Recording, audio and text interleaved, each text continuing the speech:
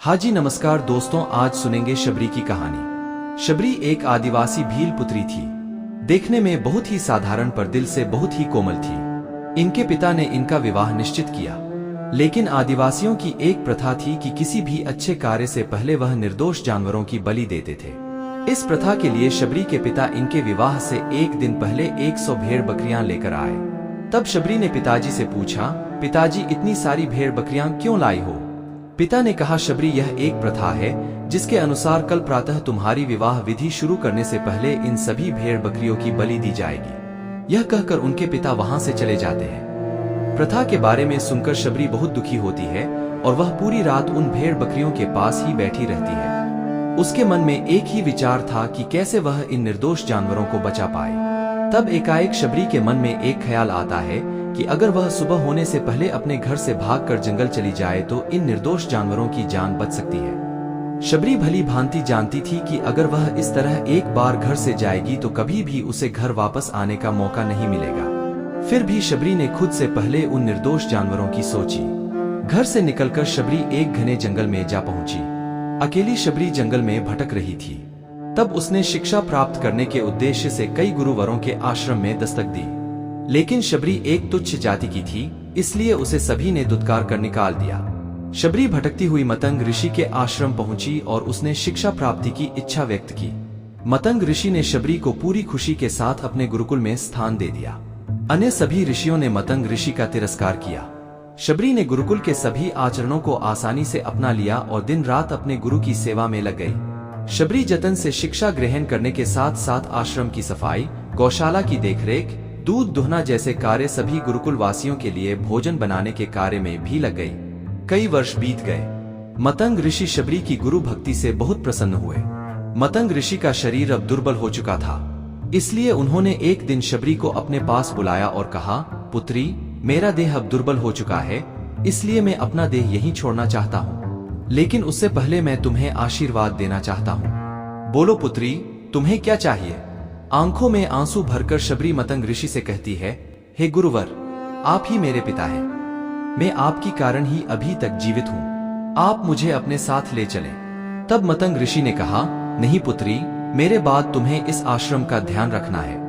तुम जैसी गुरुपरायण शिष्या को उसके कर्मों का उचित फल मिलेगा। एक दिन भगवान राम तुमसे यहाँ मिलने आएंगे और उस दिन तुम्हारा उद्धार होगा और तुम्हें मोक्ष की प्राप्ति होगी। इतना कहकर मतंग ऋषि अपनी देह त्याग देते हैं।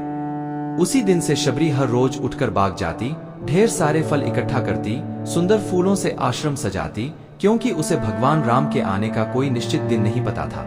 उसे केवल अपने गुरुवर की बात पर यकीन था, इसलिए वह रोज श्री राम के इंतजार में समय बिता रही थी। एक दिन शबरी आश्रम के पास की तालाब में जल लेने गई। वहीं पास में एक ऋषि तपस्या में लीन थे। जब उन्होंने शबरी को जल लेते देखा तो उसे अछूत कहकर उस पर एक पत्थर फेंककर मारा और उसकी चोट से बहते रक्त की एक बूंद से ही सारे तालाब का पानी रक्त में बदल गया। यह देखकर वह संत शबरी को बुरा भला कहकर पापी पापी कहकर चिल्लाने लगी। शबरी रोती हुई अपने आश्रम में चली गई और उसके जाने के बाद ऋषि फिर से तप करने लगे। उन्होंने बहुत से जतन किए। उसमें गंगा, यमुना, सभी पवित्र नदियों का जल डाला गया, लेकिन वह रक्त जल में नहीं बदला। कई वर्षों बाद जब भगवान राम सीता की खोज में वहां आए, तब वहां के लोगों ने भगवान राम को बुलाया और आग्रह किया कि वे अपने चरणों के स्पर्श से इस रक्त को पुनः जल में बदल दें। राम उनकी बात सुनकर तालाब के रक्त को चरणों से स्पर्श करते हैं, लेकिन कुछ नहीं होता। तब श्री राम ऋषि से पूछते हैं, हे ऋषिवर, मुझे इस तालाब का इतिहास बताएं। तब ऋषि उन्हें शबरी और तालाब की पूरी कथा बताते हैं और कहते हैं, हे भगवान, यह उसी शूद्र शबरी के कारण अब पवित्र हो गया है। तब भगवान राम दुखी होकर कहते हैं, हे गुरुवर, यह रक्त उस देवी शबरी का नहीं, मेरे हृदय का है, जिसे तुमने मेरे शब्दों से घायल किया है। भगवान राम ऋषि से आग्रह करते हैं कि मुझे देवी शबरी से मिलना है। तभी शबरी को बुलावा भेजा जाता है। राम का नाम सुनते ही शबरी दौड़ी चली आती है। राम मेरे प्रभु कहती हुई जब वह तालाब के पास पहुंचती है, तब उसके पैरों की धूल उस तालाब में चली जाती है और तालाब का सारा रक्त फिर से जल में बदल जाता है। तब भगवान राम कहते हैं, देखिए गुरुवर, आपके कहने पर मैंने सब किया, लेकिन यह रक्त भक्त शबरी के पैरों की धूल से ही जल में बदल गया। शबरी जैसे ही भगवान राम को देखती है, उनके चरणों को पकड़ लेती है और अपने साथ अपने आश्रम में लाती है। उस दिन भी शबरी रोज की तरह अपना आश्रम फूलों से सजाती है और बाग से चक चक कर सबसे मीठे बेर अपने प्रभु श्री राम के लिए चुनती है। वह पूरे उत्साह के साथ अपने प्रभु राम का स्वागत करती है और बड़े प्रेम से उन्हें अपने जूठे बेर परोसती है। भगवान राम भी बड़े प्रेम से उसे खाने के लिए उठते हैं। तब उनके साथ कई लक्ष्मण उन्हें रोककर कहते हैं, भ्राता, ये पेड़ झूठे हैं। तब राम कहते हैं, लक्ष्मण, ये पेड़ झूठे नहीं, सबसे मीठे हैं, क्योंकि इनमें प्रेम है। और प्रभु श्री राम बहुत ही प्रेम से उन बेरों को खाते हैं। मतंग ऋषि का कथन सत्य होता है और देवी शबरी को मोक्ष की प्राप्ति होती है।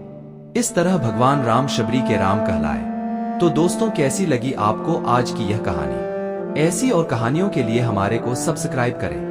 मधुर वाणी चैनल को लाइक और सब्सक्राइब करना ना भूले। आप हमेशा खुश रहे हो, मैं भगवान से प्रार्थना करूंगा। जय श्री राम।